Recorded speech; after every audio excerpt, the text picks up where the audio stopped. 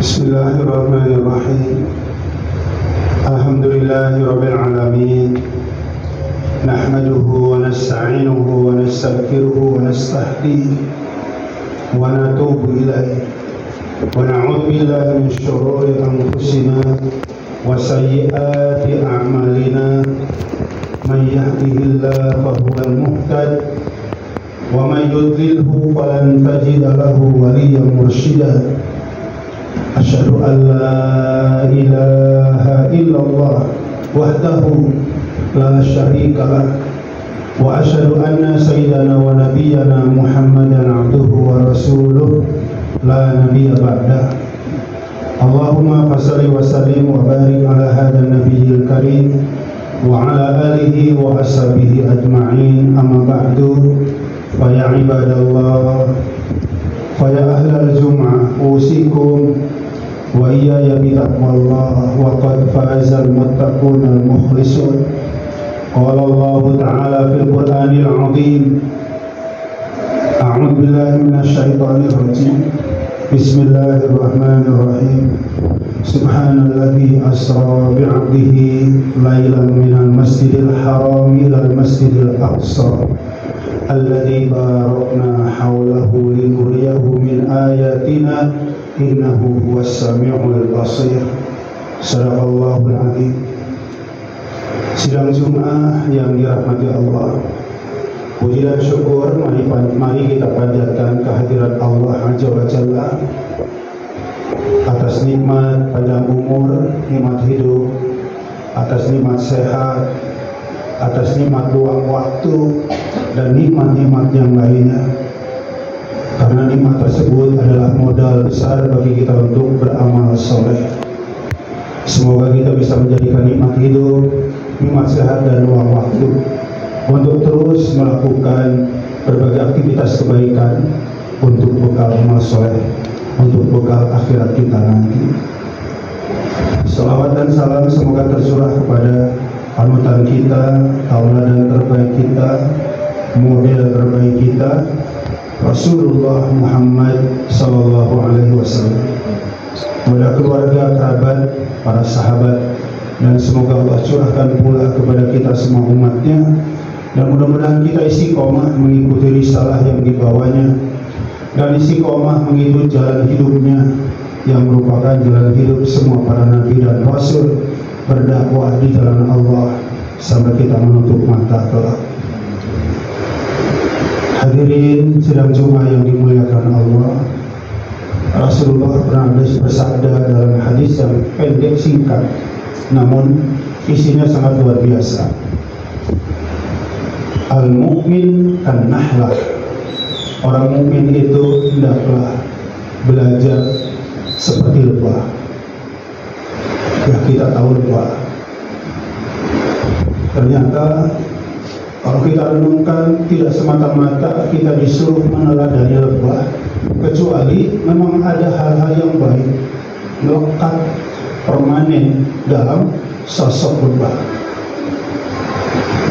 Sekali lagi, ketika kita diperintah untuk meneladani murid, meneladani guru, karena di sisi baik pada guru.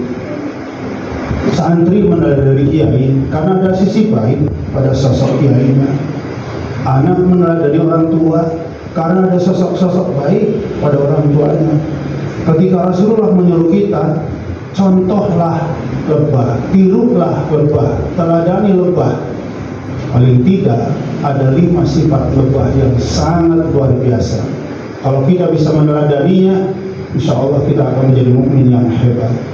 Yang pertama, permanen sifat ini, dan harus permanen pada diri kita. In akalat thayyiban.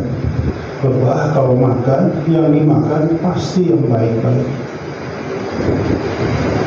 Ada binatang mirip dengan lebah, lalat.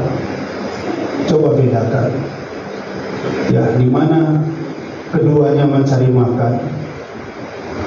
Kalau lalat di makanan bersih mau, di comberan mau, di tumpukan sampah membusuk juga mau, di atas bangkai juga mau. Itu lalat. Coba perhatikan lebah, di mana dia mencari makan? Ke taman yang sedang berbunga. menghisap madu. Kadang-kadang ada di antara kita sekarang mah jangankan cari yang halal, yang haram ya susah, bislah apa saja. Masya Allah, ada sebahagian kita yang seperti itu, kalah dengan lebah. Mari kita bercermin kepada lebah. Tidak pernah makan yang buruk-buruk. Kalau dalam bahasa agama, jangankan yang haram, syubhat aja dihindari. Karena syubhat itu lebih dekat ke haram daripada ke halal. Anda menggembala 100 ekor kambing di tempat penggembalaan, dan di samping tempat penggembalaan ada tanaman petani, ada cabai, ada tomat, ada kangkung, ada bayam, dan tempat penggembalaan dengan tempat palawija petani tidak dikasih pagar. Coba Anda main WhatsApp 5 menit saja atau tertidur 5 menit saja, apalagi di musim kering, rumput pada kering, pasti kambing-kambing Anda akan menyerbu tanaman. Ya syubhat kayak begitu, lebih dekat ke haram daripada ke halal. Lebah, orang mukmin harusnya bisa belajar dari lebah. Yang haram, baik itu di dalam hati, syirik, berburuk sangka, baik itu di mulut, baik itu di perbuatan, baik itu di makanan, di pakaian, apa saja yang haram ditinggalkan. Syubhat saja ditinggalkan. Bahkan makruh tinggalkan. Karena para ulama yang soleh nggak pernah mengamalkan yang makruh. Kalau kita kan kadang-kadang dengan yang makruh enjoy aja. Mohon maaf, sekali lagi mohon maaf, masih merokok. Makruh ini Pak Ustaz. Ya. Kok makruh? Kan ada ulama yang bilang rokok makruh. Ulama yang bilang rokok makruh, makruh itu tidak diamalkan. Dari mana dong yang lebih keren? Masya Allah, luar biasa. Bahkan mukmin sejati bukan sekedar meninggalkan haram, syubhat, perkara mubah, perkara halal pun tidak mau berlebihan. Kulu washrabu wa la tusrifu. Surah 2 ayat 31. Silakan makan, kata Allah, silakan minum, tapi jangan berlebih-lebihan. Bukan nggak boleh kuliner, sekali-kali aja kuliner. Kenapa? Makan di tempat kuliner, sepotong ayam potong, ya dengan masak sendiri rumah, pasti harganya berbeda. Terlalu sering kuliner, takutnya kita boros, berlebihan. Karena orang mukmin sejati, jangankan haram, syubhat yang akan menghalangi derajat kita untuk naik tangga yang lebih tinggi menuju Allah. Jadi perkara-perkara yang berlebihan pun dihindari. Kalian lebah tidak pernah makan kecuali yang baik. Satu. Yang kedua, in a'tat thayyiban. Lebah kalau memberi, yang diberikan yang terbaik, Masya Allah. Ya, belum tentu kita punya baju 10, ada orang yang membutuhkan, lalu baju terbaik kita yang kita berikan. Boleh jadi sedang, bahkan boleh jadi yang kita berikan baju yang paling kita nggak suka. Lebah ketika memberi, yang diberikan yang terbaik yang dia punya. Wajar ketika Rasulullah mengatakan, hai orang beriman umatku, belajarlah kepada lebah. Yang ketiga, sifat lebah permanen yang layak kita tiru adalah intaqa ala husnin lam tuksirhu. Kalau dia hinggap di sebuah ranting, kita tahu ranting itu kecil, pohon besar, dahan, ya di bawahnya ranting itu kecil. Kalau lebah membuat sarang, membuat rumah di ranting, maka ranting itu tidak akan patah. Apa maknanya? Jadi orang beriman itu akrab, kondusif dengan lingkungan, tidak bikin onar, tidak bikin gaduh, tidak bikin kerusakan, tidak mengganggu. Ya, gunung, hutan seluas apapun, dan di sana banyak sarang-sarang lebah, nggak bakalan rusak. Tapi hutan banyak monyet, pasti rusak. Hutan kita kan banyak yang rusak, teman-teman, banyak monyet. Mungkin ya monyetnya udah nggak ada, tapi perilaku manusia yang kayak monyet rakus banyak, makanya hutan rusak. tapi banyak sarang lebah nggak rusak. Jadi orang mukmin itu dengan lingkungan kondusif, ramah, bersahabat, damai, tidak bikin onar, tidak bikin gaduh, tidak menyakiti. Subhanallah.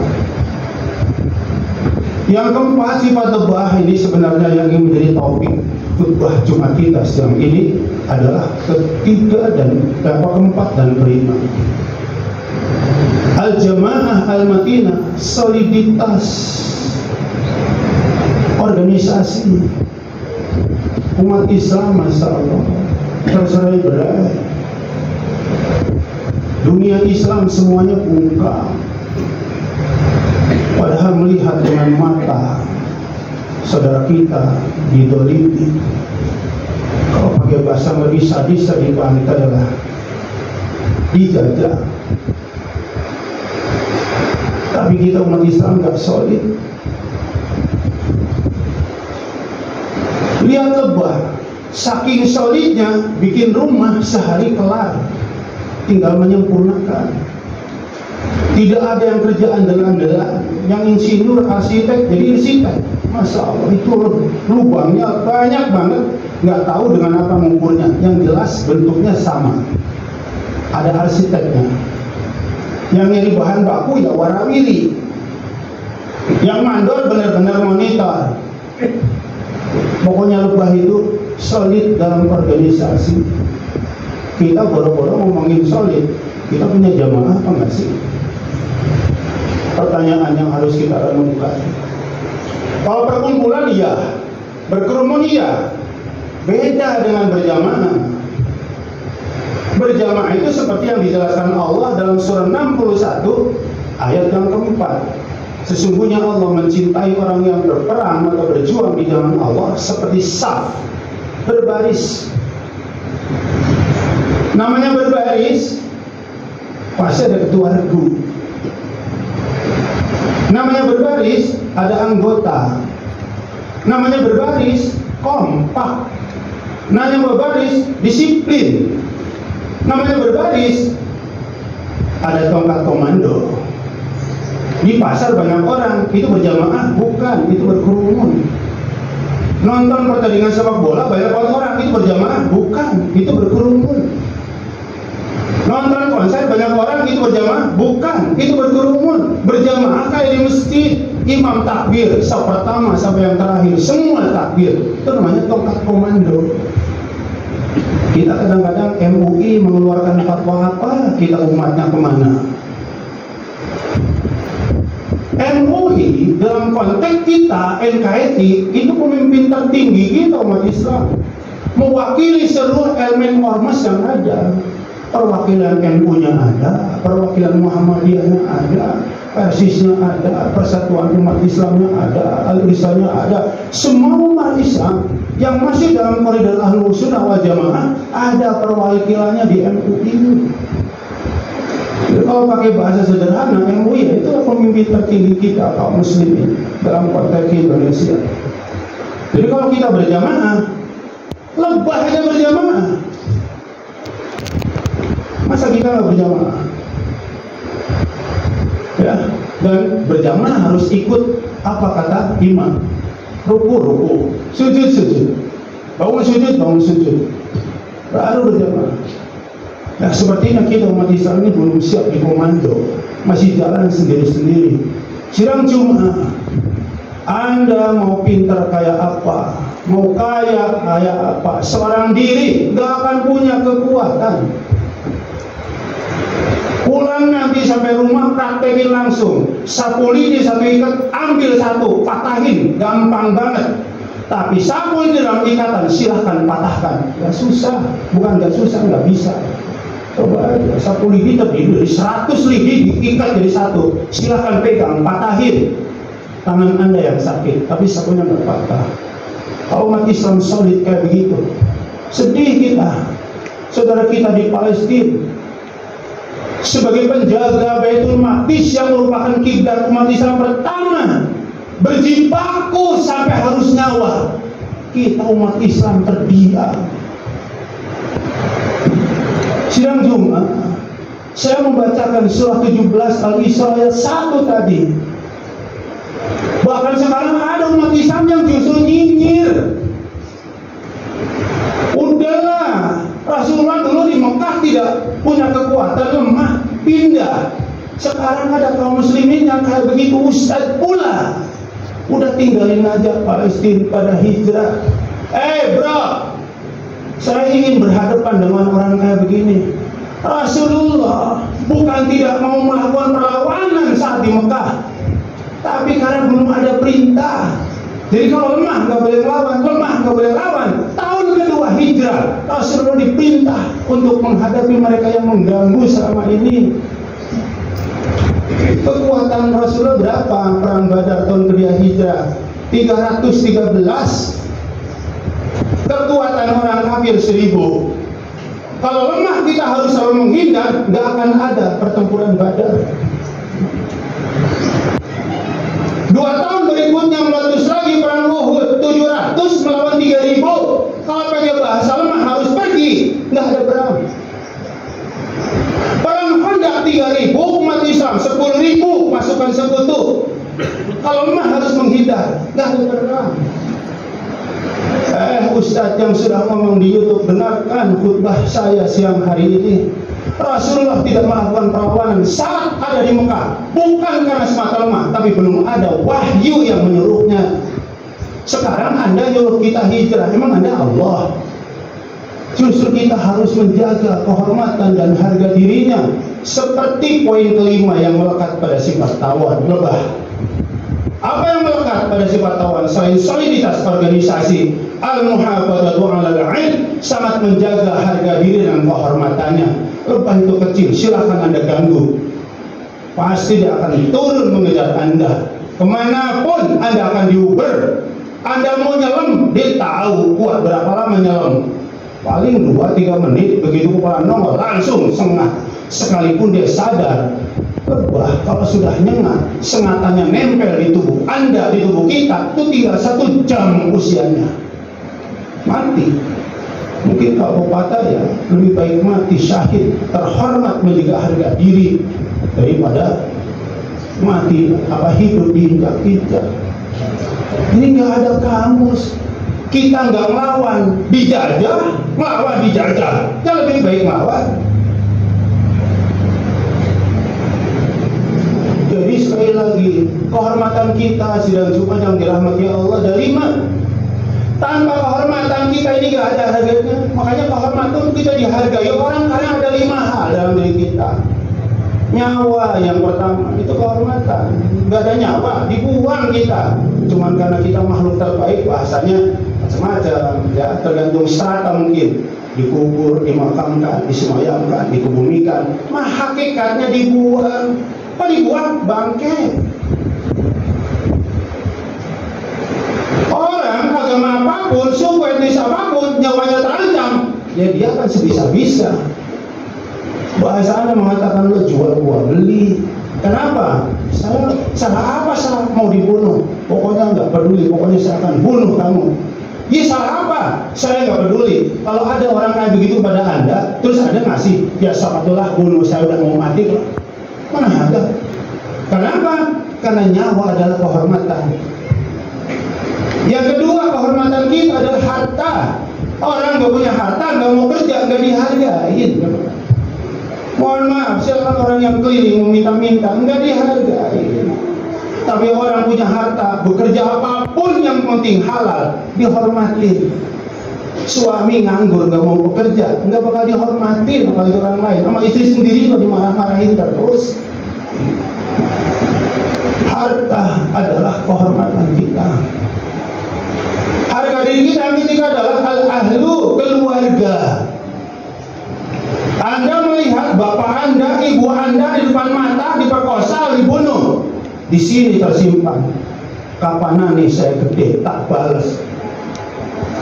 Begitulah anak-anak Palestina, nggak ada takutnya dengan martir. Kenapa? Dia melihat dengan matanya bapaknya, ibunya dibunuh dengan sangat sadis dan kejam. Di sini terpendam. Kok media kebalik? Yang jagain kehormatan disebut teroris, yang jajah disebut pembela. Ini kan kacau. Israel menjajah jemaah. Sama seperti Belanda 350 tahun yang lalu di Republik ini. Andai kita sudah lahir sebelum merdeka dan kita sudah dewasa, yakin saya dan Anda akan ikut keluar untuk membebaskan bumi Pertiwi dari cengkraman penjajah. Lebih baik mati terhormat daripada hidup terus dihina. Kita berterima kasih kepada para pahlawan yang telah memberikan segalanya sampai akhirnya Republik ini kembali ke pangkuan Ibu Pertiwi. Hari ini Palestina memanggil kita. Kalau kita mau balas budi, negara yang pertama kali di kawasan Teluk mengakui kemerdekaan Republik Indonesia adalah Palestina. Dan hari ini Palestina sedang merasakan seperti kita saat dijajah Belanda. Apa pantas kita berpangku tangan? Pantaskah kita berdiam diri ketika kita nggak bisa membantu harta, kita nggak bisa membantu tenaga, minimal doa, jangan malah nyinyirin. Kalau rumah Anda mau merampok, Anda bagaimana rasanya kalau saya mengatakan udah serahin aja rumah Anda sama perampok, ente pindah aja? Enak banget ngomong. Ya Allah ya Rabbana, semoga mulut kita dijaga. Seburuk-buruknya orang beriman, insya Allah masuk surga. Kalaupun ada dosa ya nggak bakal kekal di neraka. Beda dengan orang kafir yang tidak ada iman sama sekali.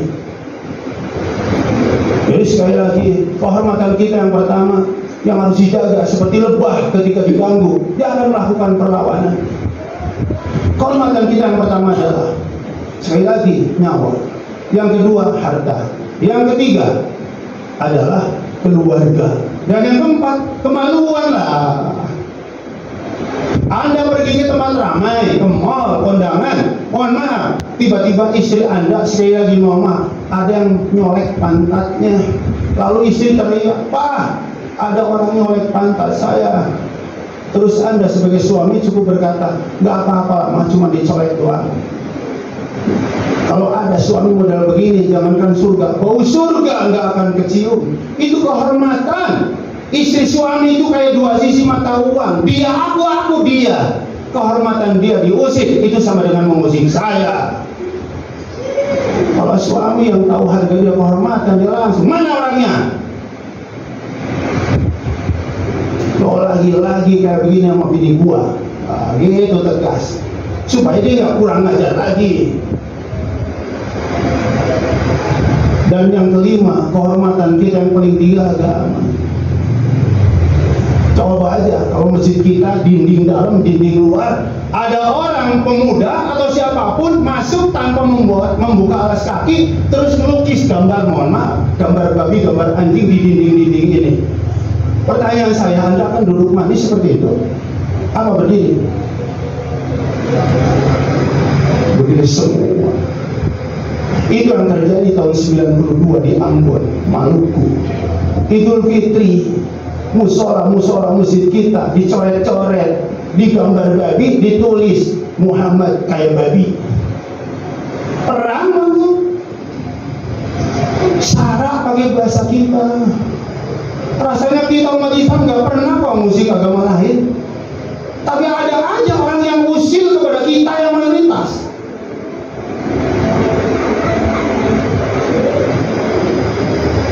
Jemaah yang dirahmati Allah, agama itu kehormatan yang paling sensitif dibanding 4 kehormatan yang lain. Agama apapun silakan Anda ganggu, yakin marah, karena hidup tanpa agama gak bakalan bisa. Gak ada orang manusia yang bisa hidup tanpa agama.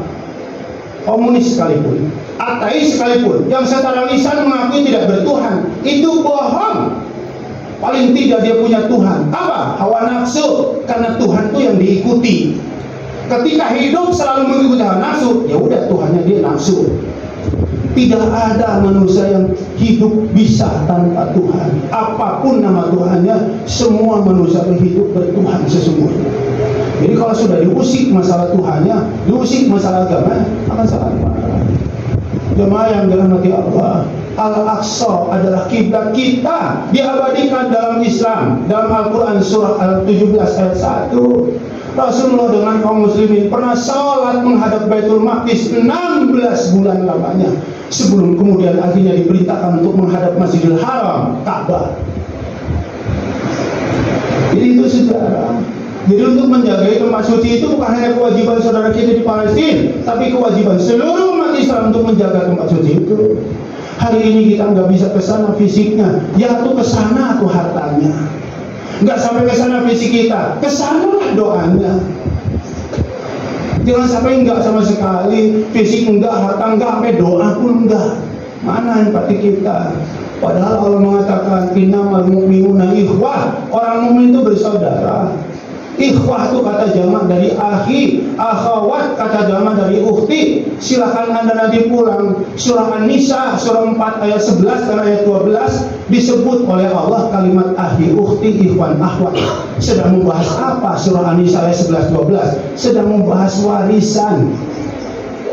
Gak mungkin saya meninggal Anda dapat waris dari saya kalau Anda bukan saudara nasab saya. Dan gak mungkin Anda meninggal saya akan dapat waris dari Anda kecuali Anda adalah kakak atau adik saya.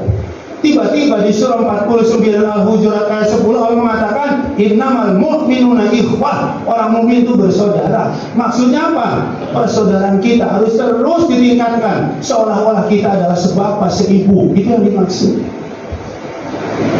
Jadi saudara kita yang sekarang hari ini sedang menangis, sedang terluka, itu kakak kandung kita yang lebih tua. Saudara kandung kita, adik kita yang lebih muda, paman kita, pak adik kita, kakek kita. Masa adik diganggu, kakak diganggu, paman diganggu, terus kita nggak merasa gimana-gimana? Kakak Anda digebukin di jalanan. Ada apa itu orang ribut-ribut? Ternyata sedang digebukin orang. Terus Anda melihat ternyata kakak Anda sebagai adiknya akan dia akan teriak, "Woi, stop! Jangan ikut campur. Kakak gua." Tapi kan salah. Iya salah benar kalau kakak gua salah. Tapi nggak main hakim sendiri dong. Lihat, salah aja kita belain kakak. Jadi orang mukmin dengan orang mukmin itu seperti saudara senasab jemaah. Sekali lagi, seperti akan saling mewarisi satu dengan yang lain. Mari kita berempati pada saudara kita. Kalau kita nggak bisa bantu fisik, ya mudah-mudahan kita bisa bantu materi berapapun dan sempurnakan dengan membantu dengan doa. Semoga orang-orang yang berbuat zalim dihancurkan, dibinasakan oleh Allah Subhanahu wa taala. Daripada dunia pun mungkin onar, ya Allah orang yang begini mah lebih baik dimusnahkan saja. Barakallahu li wa lakum wa nafa'ani wa iyyakum bima fihi minal ayati wa dzikril hakim. Wa taqabbalallahu minni wa minkum tilawatahu innahu was-sami'ul 'alim. Wastaghfiruhu innahu huwal ghafurur rahim.